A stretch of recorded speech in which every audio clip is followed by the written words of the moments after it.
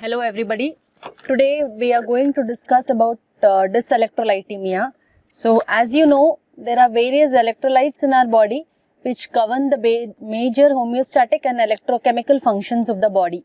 Like we have sodium, potassium, calcium, magnesium, chloride and bicarbonate and phosphate. Not only they govern the electrochemical function but are also useful in cardiophysiological gradient, in maintaining the cardiac gradient and electronic potential of the heart. They are also useful as a buffer systems, like we see the bicarbonate and the phosphate, which acts as a buffer systems to maintain the acid-base balance. In addition, all of us know potassium plays a very important role in preventing arrhythmias, including magnesium. Chloride helps in maintaining the water homeostasis. Similarly, sodium helps in maintaining water homeostasis. So all these electrolytes, even though present in very minute quantity in our body, but they do have a very crucial role and govern the important things in our body. So among that, as we know, sodium occupies most of the extracellular fluid, whereas potassium occupies most of the intracellular fluid. Calcium is more or less equally distributed both in the intracellular and extracellular fluid, and magnesium is predominantly seen in the extracellular fluid. So today, what happens whenever there is a dyselectrolytemia? So the major reasons why we have a dyselectrolytemia is either there is a decreased intake by ourselves in our diet, or there is an increased excretion secondary to the losses, which can be renal losses or extra-renal losses, or it can be even due to the iatrogenic infusions, that is infusing lot of these electrolytes in larger quantity, like infusion of hypertonic saline, infusion of magnesium, or extra potassium corrections, infusion of calcium based fluids and other things.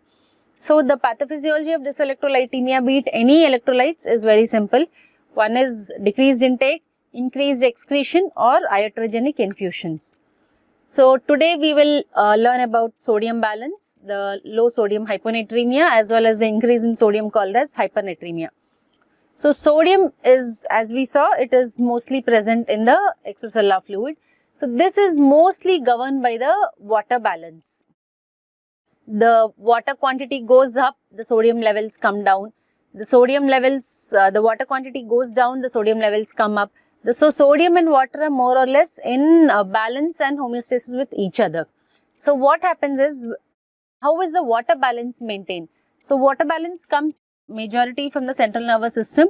So whenever the brain feels that there is a need for water, or a person is dehydrated, the thirst receptors are activated, and as the thirst receptors are activated, AVP, that is arginine vasopressin, is released, and this arginine vasopressin goes and acts on the kidney and causes increased water reabsorption as well as sodium reabsorption. In addition to it, even kidney plays a very important role in any hypervolemic or hypovolemic changes in maintaining the water balance.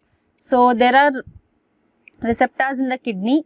When in response to the volemia changes, renin is released, and you know this renin-angiotensin cycle. Renin produces angiotensin 1 from angiotensinogen to angiotensin 1, and this angiotensin 1 is converted to angiotensin 2 by angiotensin converting enzymes, and this angiotensin 2 causes release of aldosterone, which again causes increase in sodium and water reabsorption. So first we will see what is hyponatremia. Hyponatremia, as we all know, it is decrease in the serum sodium, which is less than 135 millimoles per liter. So the normal sodium levels in our body are 130 to 145. So or you can even say 135 to 145. So any decrease in the sodium levels to less than 135 is considered as hyponatremia. This hyponatremia is primarily because of the increase in the body water than the body sodium levels. As we know, the sodium is dissolved in the water. So if the body water goes very high, there is a relative low decrease in the sodium levels compared to the body water.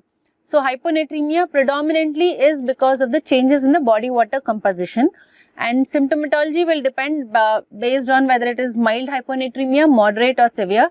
So mild will be around 130 to 135, moderate hyponatremia is 130 to 120, and severe hyponatremia, which is most of the time symptomatic, is the levels below 120 millimoles per liter.